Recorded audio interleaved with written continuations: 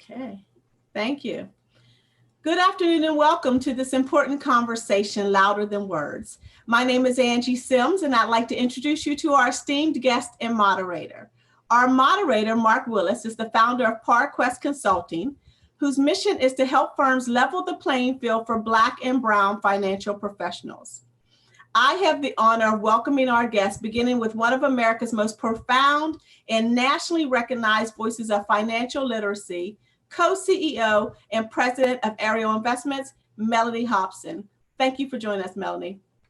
Thank you for having me. Reverend Dr. Calvin Butts the third, is the pastor of the iconic Abyssinian Baptist Church in Harlem, New York City, and president of the State University of New York College at Old Westbury. Thank you for being here, Dr. Butts. Thank you. International influencer, diplomat, founder of Charismatic Speakers, and faith leader, the Honorable Ambassador Suzan Johnson Cook, also known as Sujay. Thank you so much, Ambassador Sujay, for joining us. Thank you, my pleasure. And Ana Duarte McCarthy, international thought leader, former Chief Diversity Officer for Citigroup Global Workforce Diversity for over 20 years, and current Director of Development for Forte. Thank each of you for joining us in this important conversation today. Thank you, Angela. This broadcast is also being broadcast live on the ParQuest Consulting's YouTube page, and we will accept questions at the end should time allow. Until that time, please feel free to enter your questions in the chat. Know that all listeners will be on mute. Thank you so much. I will now turn it over to our moderator, Mark Willis. Thank you so much, Angela. And I want to welcome our esteemed panel and guests. And I think we have a very powerful panel to talk about a very important topic and conversation. And I just have to say that I remember the morning of May 22nd, and waking up on Memorial Day and going to Twitter and seeing that Central Park is trending. And I watched the video of the dog walker in Central Park weaponize the fear that African-American men in particular have with the police. And I thought to myself, this is amazing that, because it was so intentional. But then that same day, I remember watching the George Floyd video, and this deep sadness came to me. My eyes were starting to tear up as I watched, and partially, I'm not unaware and I'm not unfamiliar with police brutality, particularly in African-American communities. I grew up in a housing project and lived there for the first 19 years of my life.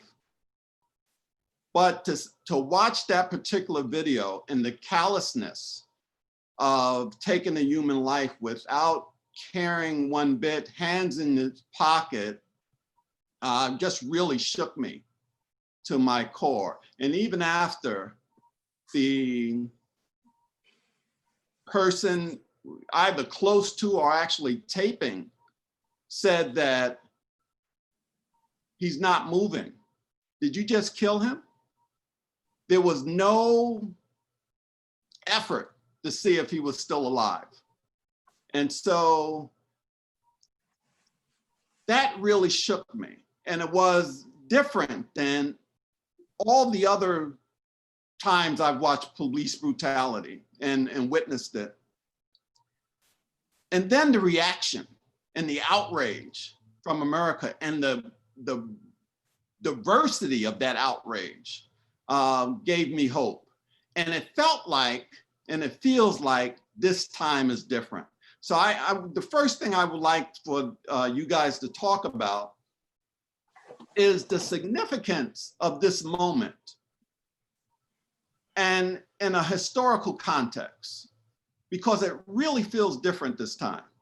Thank you, Mark. And it's a privilege to be among the panelists who are with us today and people who I've admired and known for a long time.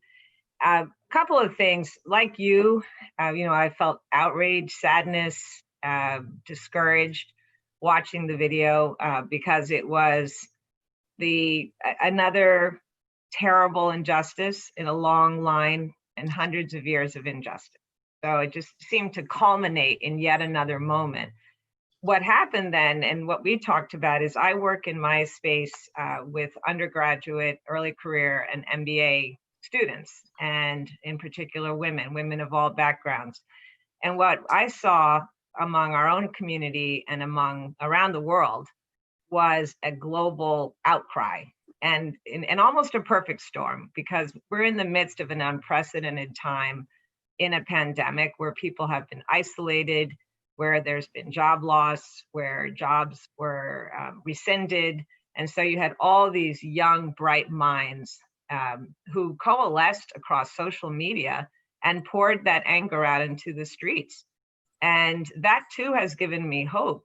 We've had a number of town halls and forums with young women, in particular women of color, Black women, who've said that not only do they want to see sustainable change, they're going to demand that from their employers and their communities. And, you know, when you get to be like myself, a little long in the tooth, I guess, whatever metaphor we'll say, you know, we're looking for that leadership to emerge and to carry forward. And I'm encouraged by that.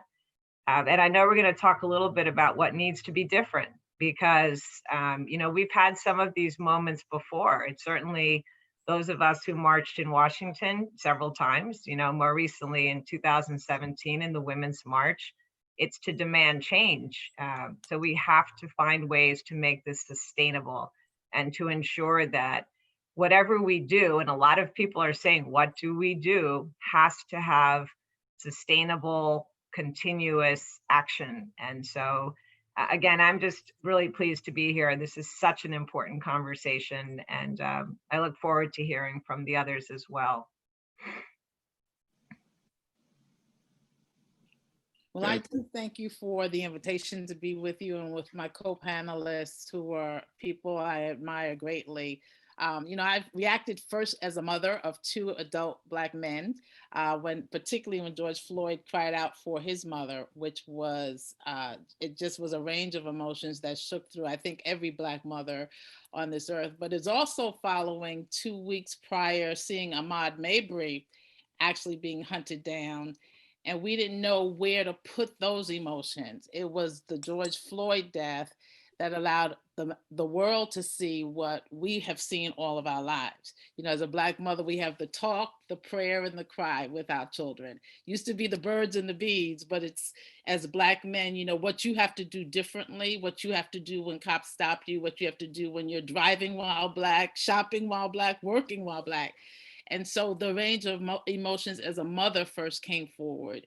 And, you know, as a boomer, we used to have this song, you know, the revolution will not be televised, but technology is the great game changer now, because this revolution is televised. And it was because of a 17-year-old young woman filming George Floyd's death that the world really got on board with Black America.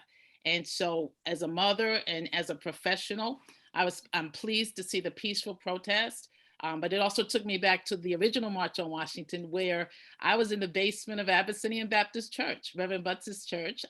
Adam Clayton Powell was the pastor then, and we watched our parents on a black and white screen as they marched in Washington with Dr. Martin Luther King, and we were in what was called a freedom school, so that we were learning the historical significance of why they were marching, what civil rights meant, and why we as children were born into this movement and what we had to do going forward. So now to see the next generation pleases me, that what our parents marched for, now they're marching for this generation and the generations who will follow. Okay, Mellody, just so you know, we're just going to be just a straight conversation. So Great. everybody can chime in when they're ready.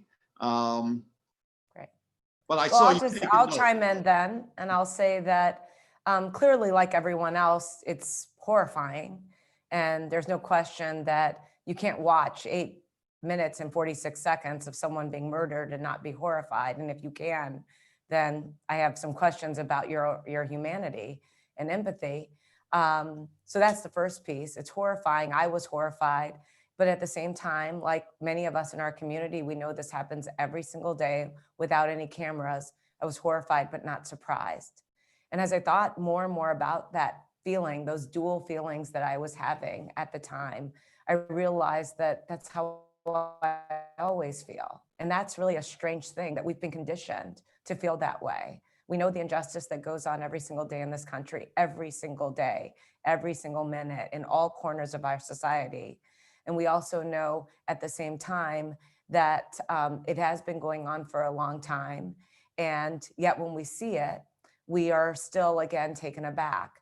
And this was obviously what King thought would be so important to the last important movement that we had in civil rights. I think this is a new movement.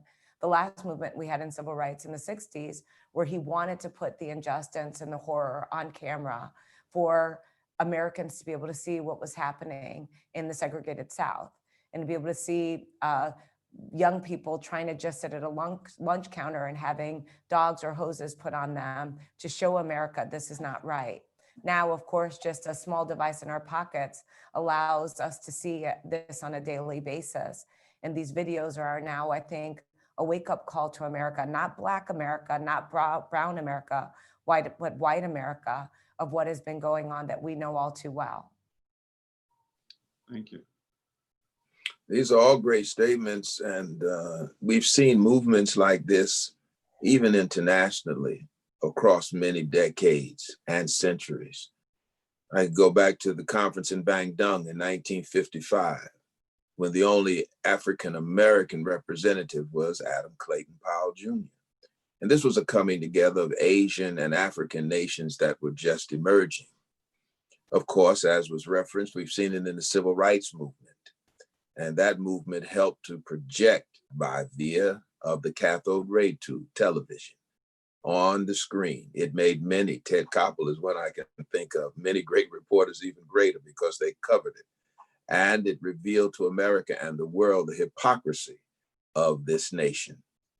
And of course, the destruction, the killing, the murder of African-American men and women is nothing that is new to us in all generations. And Brian Stevenson has made that so graphic in his museum down in Montgomery.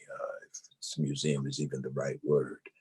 So I think this time is a different time, but it is not a unique time. We've seen these kinds of explosions of anger before. One of the earliest explosions that I can think of in history was Denmark Vesey and Nat Turner. That was an explosion of anger. And as Frederick Douglass has pointed out, whether ours be a moral revolution or whether it be an actual physical revolution, there's going to be a revolution among us when we see these horrors. And it is good that more and more whites, as the Quakers did, and they're speaking out against slavery, are joining with us in this effort. And it is good when you have in the Civil War people who recognize that something like slavery or racial injustice or any kind of injustice is wrong.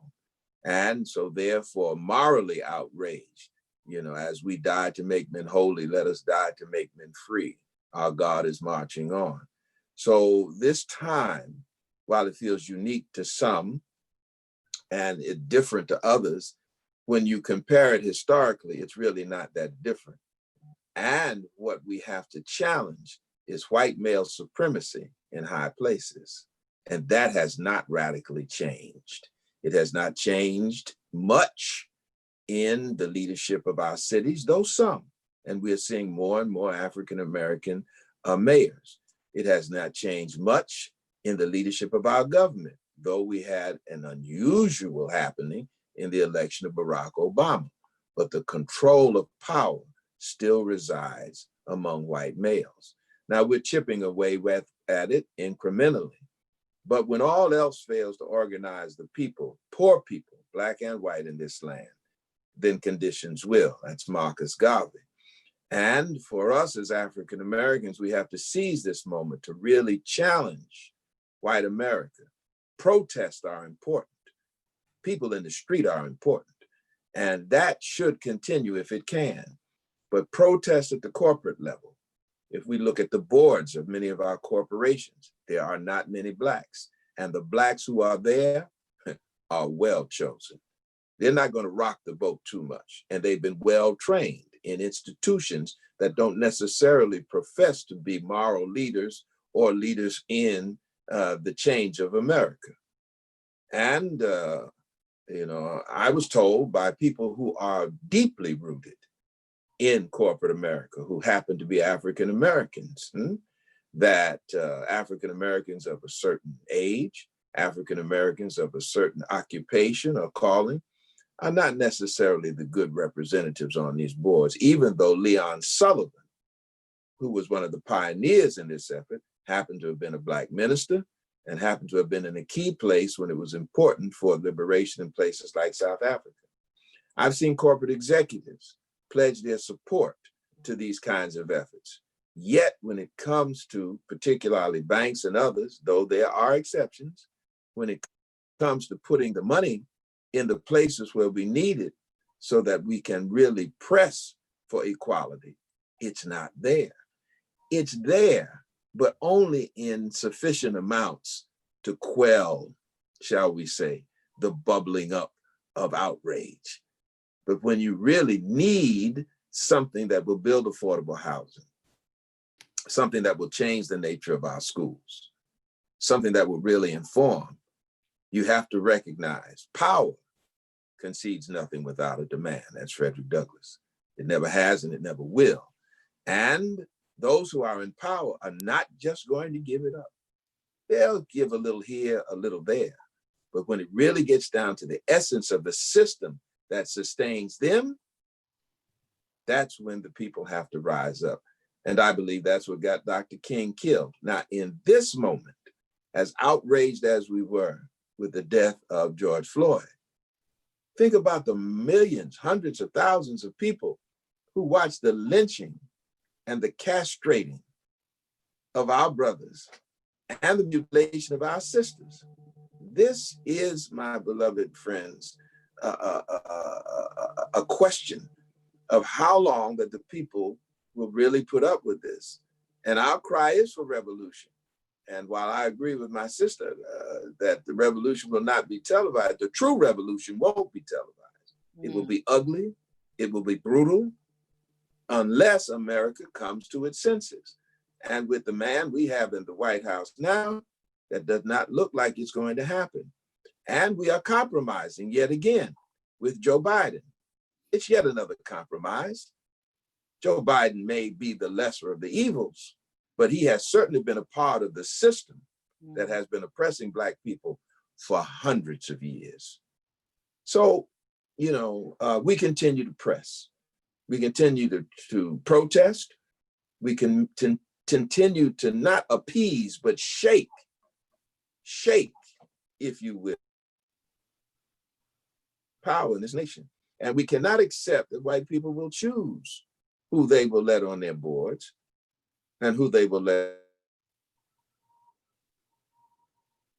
And that demand, as unpopular as it may be, well, Reverend Butts, you know, we got to work with them. We got to, as unpopular as it may be, must be one that we continue to press.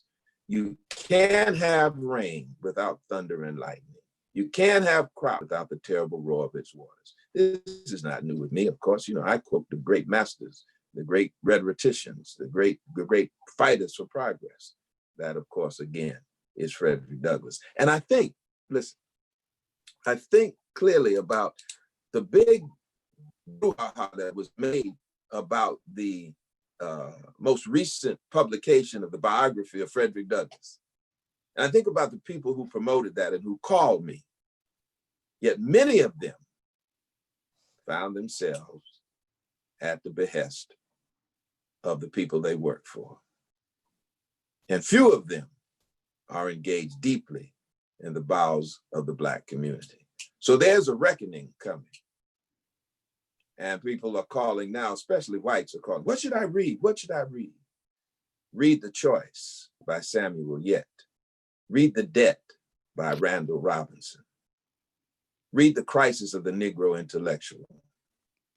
These are things that really begin to get at the shaking of the foundation And every major leader who has talked about really shaking the foundation, and not necessarily just being appeased by it. Everyone, and I'll start with the one that I call Lord Jesus. Remember, he got nailed to a tree. John the Baptist got his head cut off. Martin Luther King Jr. was shot down on the Memphis balcony. Malcolm X was slaughtered in New York at the Audubon Ballroom. Power concedes nothing without a demand. Agitate, agitate, agitate. Translated, protest, protest, protest. Challenge, and don't stop, because that's the only way we're going to make progress. And those who hold the power are not going to give it up. Hey, thank you, Dr. Butts, Reverend Dr. Butts. Let's talk about what individuals can do. And you touched on this a bit with activism, but let's talk about what individuals can do to push this moment forward. Because I get a lot of questions from our allies, and what should I be doing? What, how can I help that would be significant? So what are you guys' thoughts on that? Well, for me, In the places, okay. For the questions I'm being asked are not what can I read, but what can I do? And for one of the things, I think partnerships and collaboration are really important. For us, we've formed the Global Black Women's Chamber of Commerce, which is the first chamber that's going to focus solely on Black women-owned businesses, because historically, the places that we are free are in home ownership and in entrepreneurship. And so what we're trying to do is close that wealth gap and create intergenerational wealth, so that we're not asking for the check, but we're actually writing the check. And that's one form of response. So we've just collaborated with one organization that's going to help us to build 25 Black women businesses, distributorships of PPE equipment. So that's a start, and that's a place where we can have our own power, where we're not actually depending on others. So that's one response. And I think, you have young people protesting, but you also have to have some people at the table for whom our parents protested. And so we have to do something with whatever gains we do have. And that's one of the responses that we're doing. Yeah, I first of all, I could listen to the Reverend all day. So thank you for that narrative, because it's so important. One of the things that's interesting is that in many organizations that I've been speaking to, there's clearly a reckoning and an awakening that things need to change. And very often the go-to is to the senior Black executive to say, what are you going to do? Mm-hmm. And these folks are exhausted because, as others have said, they're being asked, what should I read? How are you feeling? A friend of mine said that she replied to a colleague and said, I've been Black my whole life, not just last week. So there's an element of everyone needs to be part of this. So this can't be put on one particular community to make things different. And there are times when I've seen the what should we do go right to the senior Black executive, the diversity head. And that is something we all need to examine, because when those decisions are made to go to one or two people, there's a huge cultural tax put on that person. Many of them have very senior roles already. They are the only one in that role, and potentially the only person who is Black or brown in that role. So there's already a lot of visibility around them. And now they're leading 400 years of change in a company. So one of the things that is really critical is that to examine what companies have been doing. Many put out eloquent statements, but for many people, what's behind the words? What is going to be different? We talked about board composition, senior management composition. Those things have been focused on for many years by companies. Yesterday, I read that only 6% of companies actually report what their diversity demographics are. And so that's part of the challenge, is that there are policies and practices, but if nothing really changes, we're going to be in the same place 20 years from now, where there's care and concern and what should we do, but no real movement, no real advancement. And that's what people are frustrated with. And I feel like that's part of the passion and the anger of these young people. They've worked so hard to get where they are, and now they're looking at systems that they feel, whether it's the metaphorical and horrific knee on a neck, but will they have a chance? Is there really an opportunity for them, or are they going into a system that's already just not going to work and support them? So that's a challenge, and Mark and I talked about that the knee jerk has been, what should we do? And they're looking at the same individual to do that. And frankly, that can't work. It can't be one individual, one leader changing everything alone. If I could just, respond to a couple things. I think there's a turn in this conversation to the corporation and the accountability of the corporation, the accountability of the individual. And I start out with the fact that we're all accountable. Let's just, at every level of society, we're all accountable, Black, white, brown, et cetera, all levels of our society. And the accountability obviously increases the more power and influence and leadership role that you have. And so I start with this accountability issue, and there is this conversation always about the Black executive or the brown executive in corporate America who has to carry more of a load, or the Black or brown entrepreneur like myself who ends up having 5 jobs. You can't just run your business. Yeah. I can't just do what I do because I have to be on call on these issues, or if I'm on a board, be on call to the minority employees inside of the company, which I feel is my responsibility, that maybe the white board member doesn't have that same responsibility. But I start off with this fact of a really big, important point. Whenever I think about this load or quote, being exhausted, I tell myself a very simple thing. I am not in a field picking cotton. My ancestors had it much harder than I do. And that's not because I don't work extraordinarily hard and put in the time and energy, but it is just different. And so starting off with the fact that that is not the case in terms of our reality today, I think it is incumbent upon us to really understand we must take up this mantle, and there are no excuses. It's hard to be the only one, but what else is new? To the point that you said, how long have you been Black?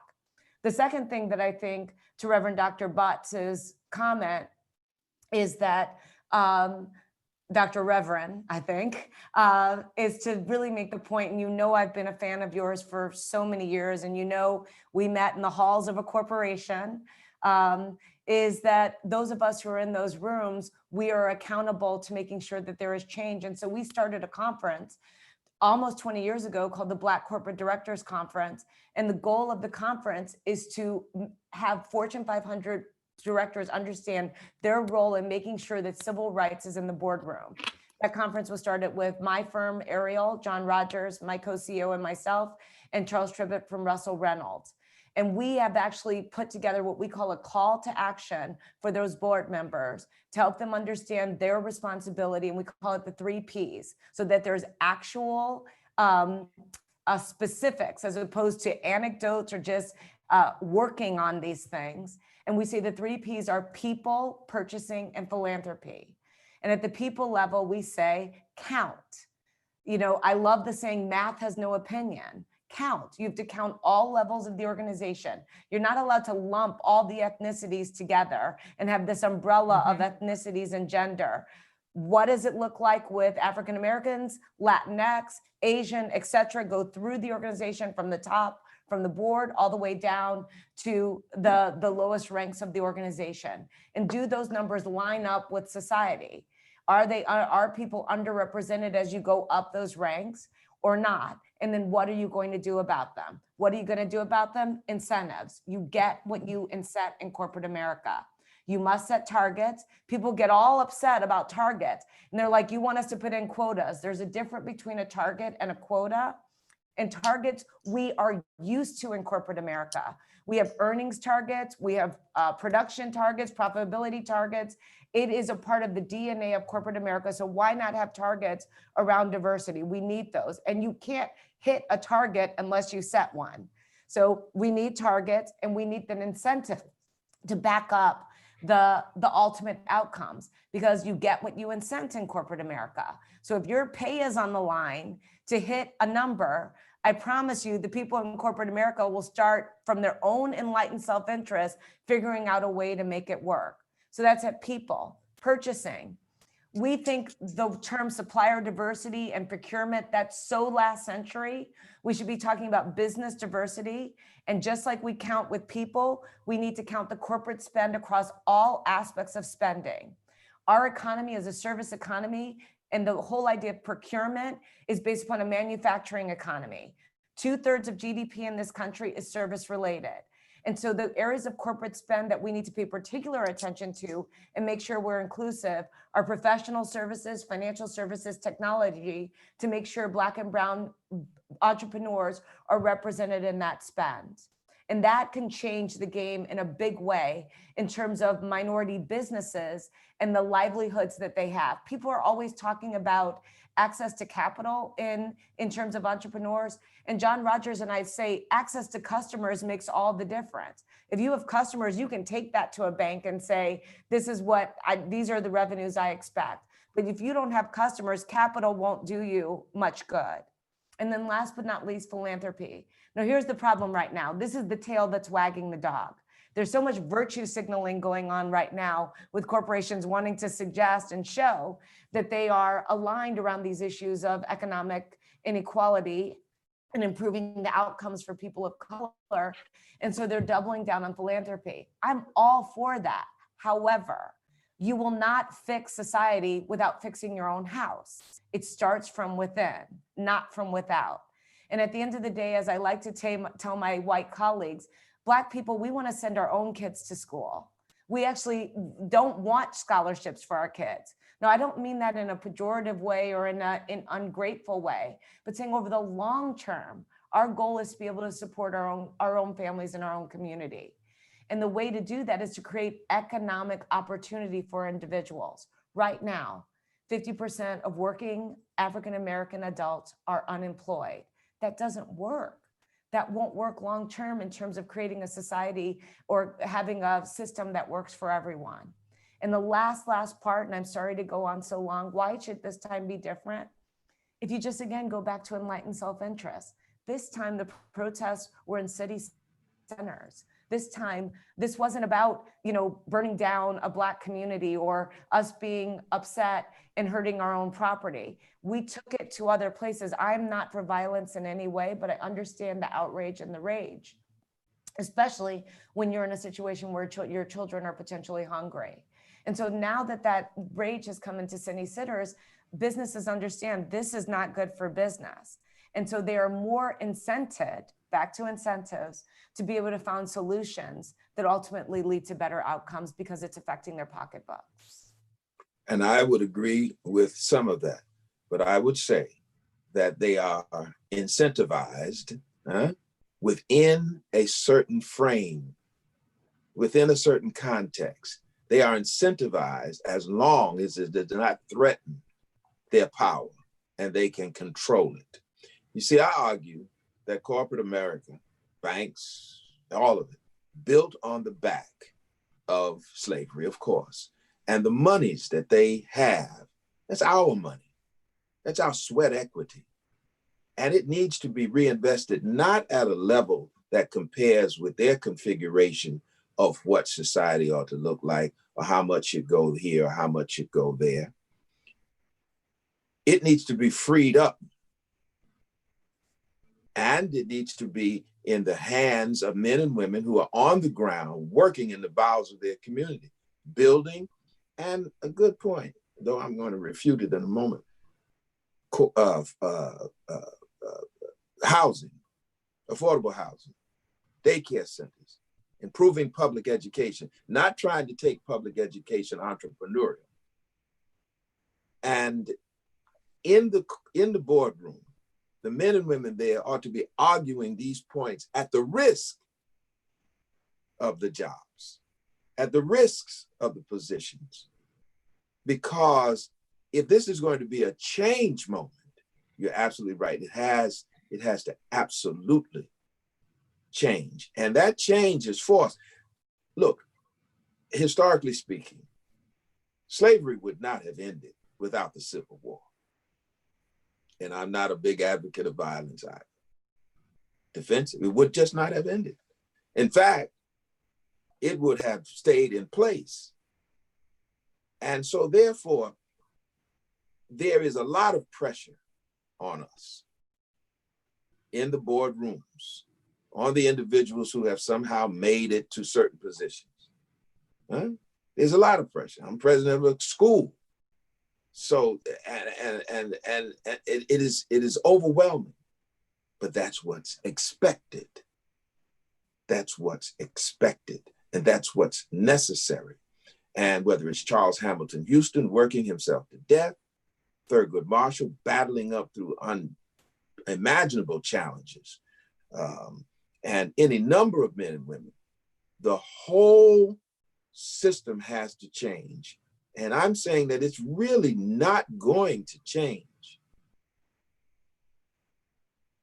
until people are just willing to give up everything for struggle. For example, economic sanctions in South Africa. The primary corporate response to that was, you don't want to do that, because if we stop sending our monies in there and building up the industries there, the people will be poorer than they are now. Mandela said, are you kidding? Suffering under the circumstances we're under now, bring on the sanctions. And so I think we need to continue to struggle. I know I was present at one of your sessions in trying to increase the number of people of color on the boards. And I think it was an excellent attempt, and it should go forward. And the last thing I would say, diversity. It was Black at one time. It was a push for African Americans at one time. Now, I agree that everybody has benefited. When the walls of segregation came tumbling down and the civil rights movement, more people ran across that rubble than just Black people. But I'm unapologetically Black. We must ensure that that sweat equity returns to our community at the same level that it was taken out. And the leaders of these corporations are not going to do that, I don't think, without enormous pressure. And that's why I continue to say to the protesters, keep marching, keep knocking on doors, keep kicking, and keep saying those unpopular things. I want to support the efforts of working women who have been the salvation of many countries, really, especially African countries. When the women stand up, they can do marvelous things. But I also want us to realize how important this moment is. And it's a moment that really should not be controlled. We must continue to demand what is rightfully ours and say so. That's integrity. Say so, it's ours, it belongs to us. And you've stolen it. You've stolen it by killing. And one primary example is the so-called Indian. What does my brother have in the land that belonged to him or her or and her? What do they have? Reservations? They had treaties, people concerned. We cannot find ourselves in that position. And because of panels like this, we have a chance to say it loudly, though others will try to dampen it down.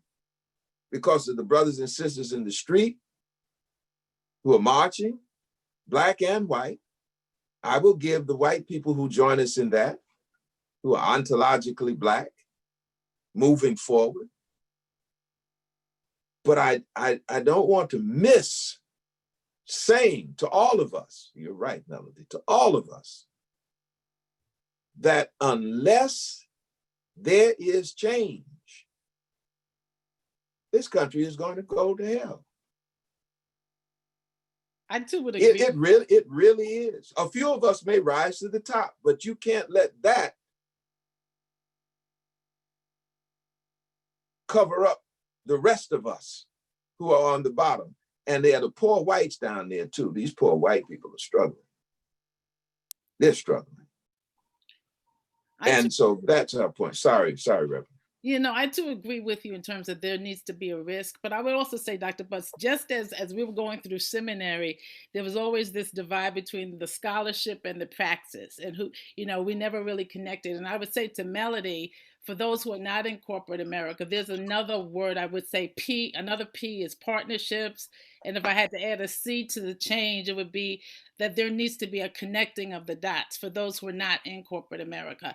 And the way that begins to happen for me is an entrepreneurship. My parents, unfortunately, had to pick cotton in this generation, but they rose and built wealth and now still have the longest running family-owned business in the Bronx, New York. But they had a rough beginning, and the only way that they were able to get free from systemic racism was to be able to own their own business.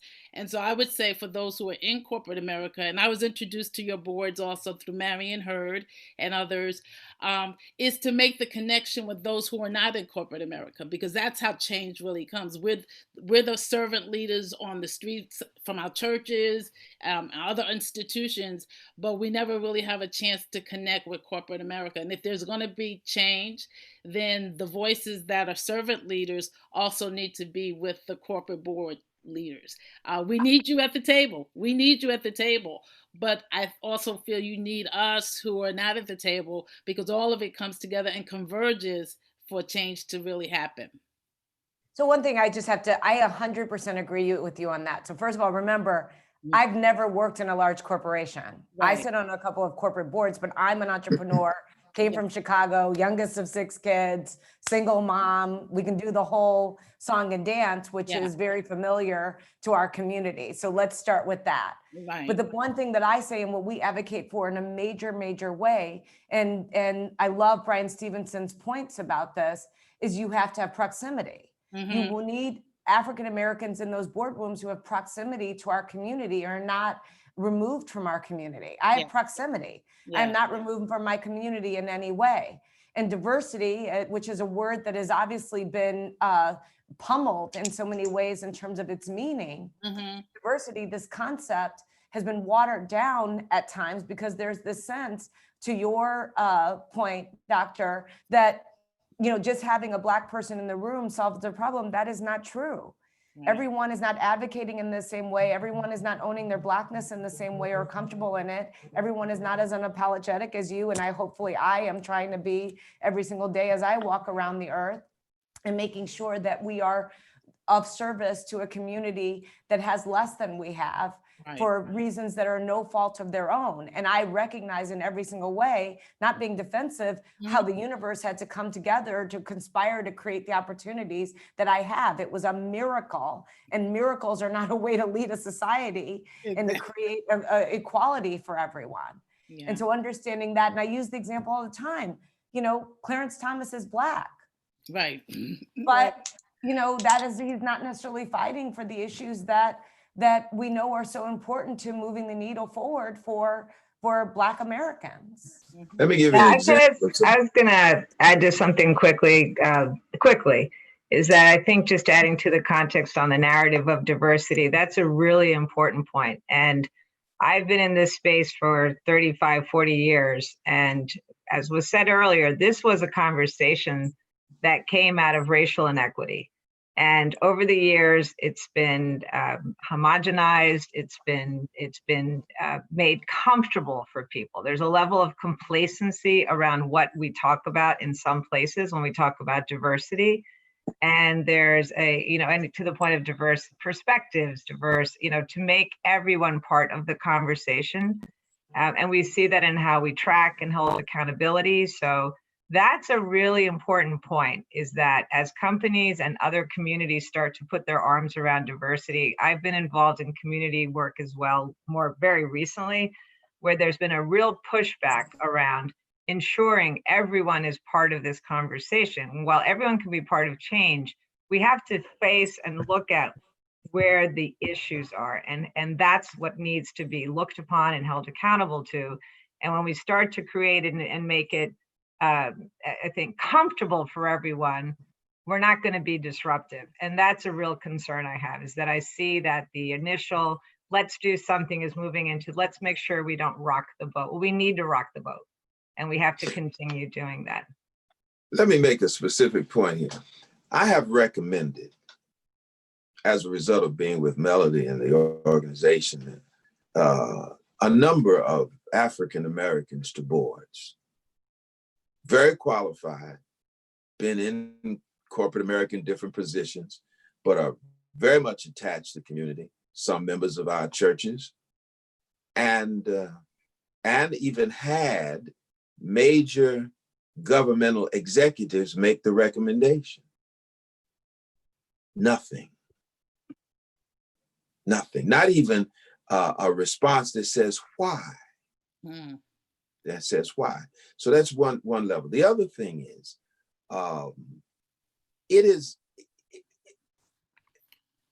we have to use the resources that we have.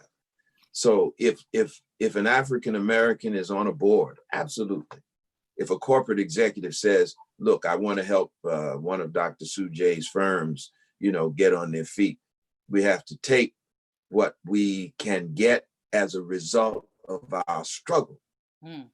But we never give up the struggle, saying the whole system is wrong.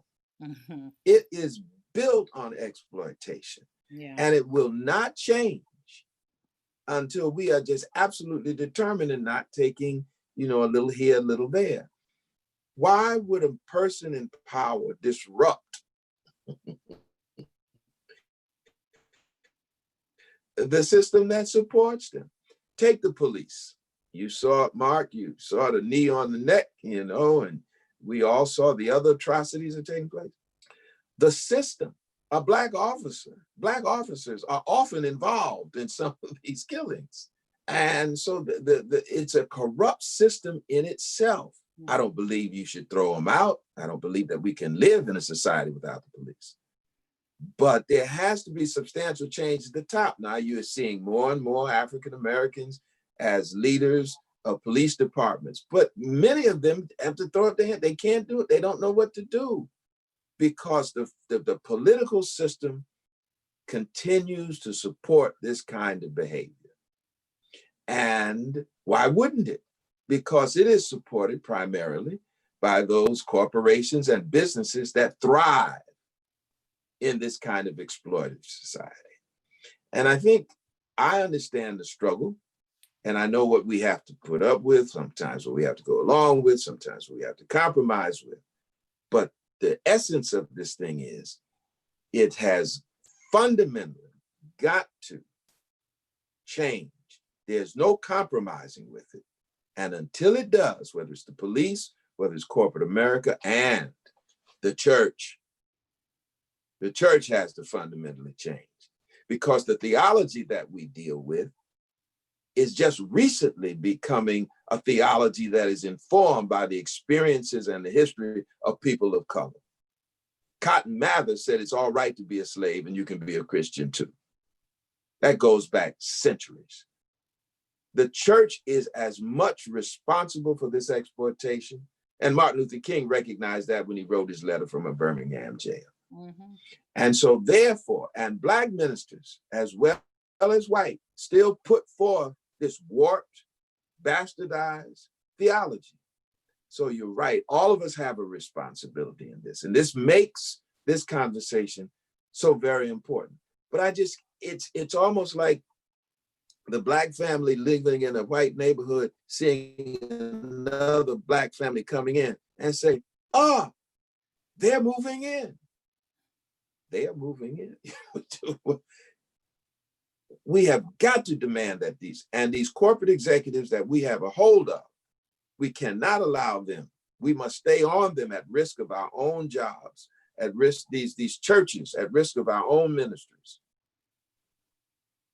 And say, look, this stuff is warped. It's been warped since they first came and got us as slaves and brought us into the wilderness of North and South America. And 1619, the peace in the times, more discussion.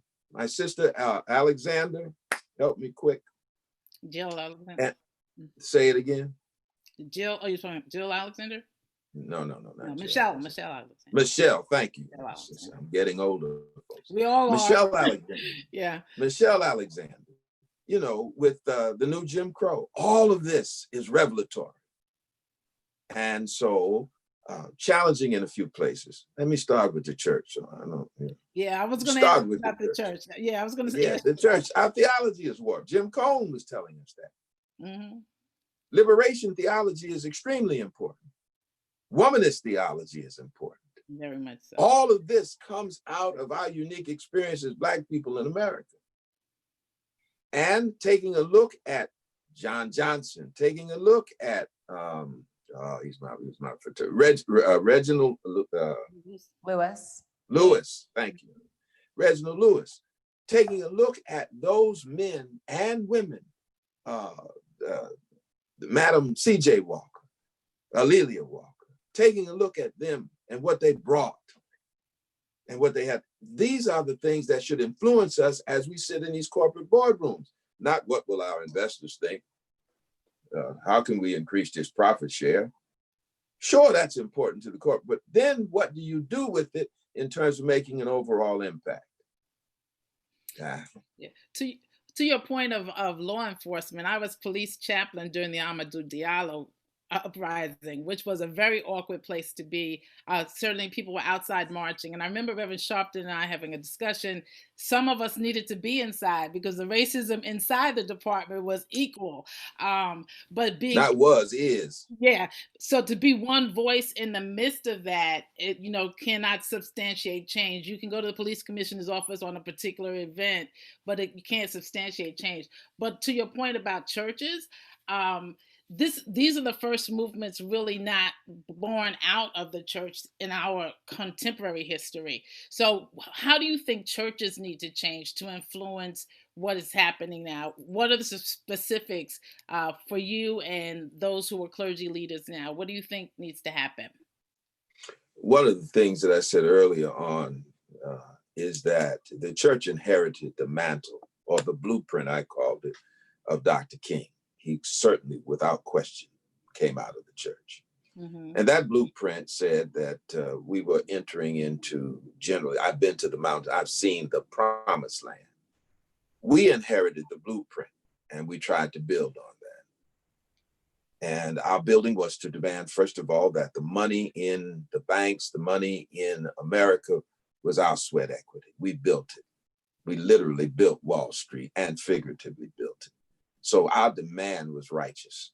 Therefore, we wanted the 40 acres and a mule. We also want reparations, and we want them in the sense of the investing in our communities. We were fairly, I think, successful in that, in the sense that we revived a community, a Harlem community, that was literally faith-based. We cooperated with many corporations to draw some of that money into the communities, not as much as we would have wanted, but enough to build some housing, to build schools, to do those kinds of things.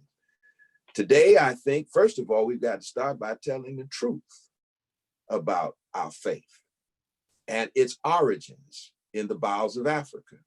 I think we've got to start telling the truth that we are original Hebrews, the Jewish people, the African American, well, not American, but African.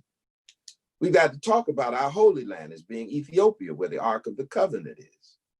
We've got to begin to talk about Jesus as a true revolutionary. His mother said, he will bring down the mighty. We've got to start really recalling what is uniquely ours and exercising that, because it has been influential in the building of this nation, really, historically and culturally. And I think the church has that major responsibility. Christianity, primarily in the West, was Constantine trying to make a compromise and really taking over the religion. And to have the Catholic Church and slave ships named Jesus, the church has got a lot to repent for. Yeah. And and the exploitation of women. Yes. And in some of this, I have to cry out like David, Lord, have mercy on me, for I have sinned. But I think it's the wrestling with this and the constant unapologetic demand and calling out the shortcomings. I really am, of our churches. We call our prosperity ministry all the time. It's a ripoff. And so, when I talk about the banks, how difficult it is for a small business person to get a loan.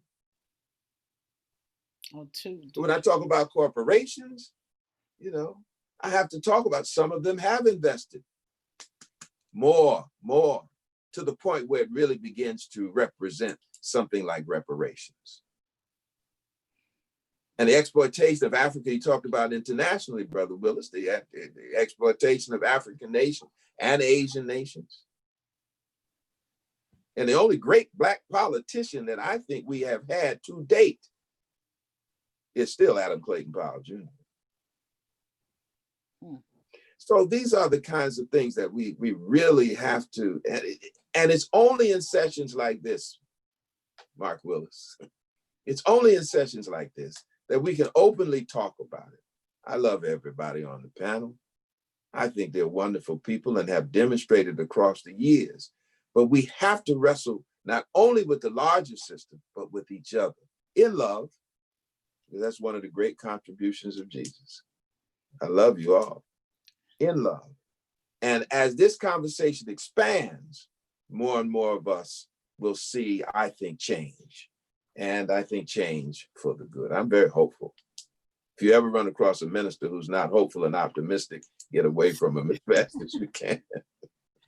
I like, we're coming up on the hour, but I'd like for each of you to take a minute, take 30 seconds to say, what metrics would you be looking for to see if we are making progress and how much progress we're making? Pick one metric that you think is the most important to look at in terms of whether we're having success. I'd like to see the number of young Black men killed by Black men drop drastically from 100 and so across one weekend in Chicago to maybe 5 or none. That would be a metric that would make me think that change is coming. I'd like to see the wealth statistics of Blacks versus whites become equal. They're dramatically different. And until those numbers move, you're going to have civil unrest. I too agree with both of those. The less killing of Black men by Black men, close the wealth gap, and that we become equal, and that more Black women become business owners. I agree with all, and I would add that many companies have metrics around employee satisfaction, and you're able to look at that by race. And there was often a significant gap for Black men and women around, I have an equal opportunity for growth and advancement. I'd like to see that gap close. And then I know that people are being judged on their potential and their performance, and that we have really made some change, because there's been a gap there for a long, long time. So I agree with all of you. The wealth gap, certainly the Black on Black killing, the corporate representation.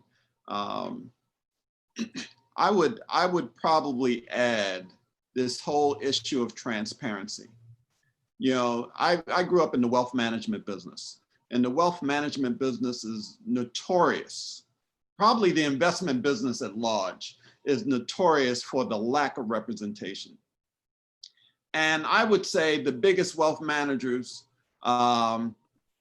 population of African-American advisors is about 1% to 2%, probably more like 1% to 1.5%. When they start publishing their numbers, as Mellody suggested that one of the corporate executives was putting it all out there, when they start publishing their numbers and say, I know this is not good, we're going to do better, and you can hold me accountable to that statement, and we're going to post our numbers from here on out, I think we will start to make some progress. Mark, can I say one last thing? Sure. Yes. I'm a graduate of a historically Black college and university. The name of that college is Morehouse College in Atlanta, Georgia. I just want everybody on the panel to know that. One of the things that would be a great metric, we won't be able to save them all, but would be to see enormous investment by those who have their hands on capital into the salvation of many of our HBCUs. That would be tremendous. I saw Julius Rosenwald. He was the one of the founders of Sears Roebuck. He invested in HBCUs, and many of our leaders in terms of the Black community are graduates of these institutions. That would continue a huge tradition of providing leadership for change.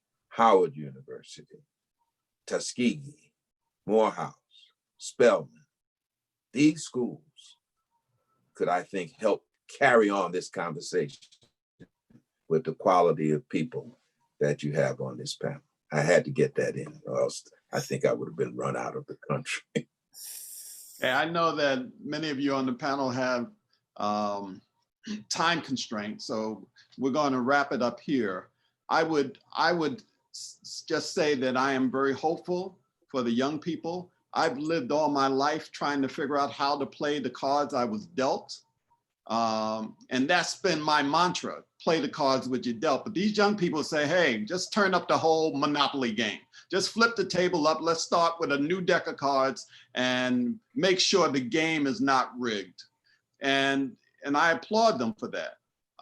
And if for the first time in my life, I think that we have an opportunity to do that, that we have an opportunity to turn the table over and start the game on a much fairer level.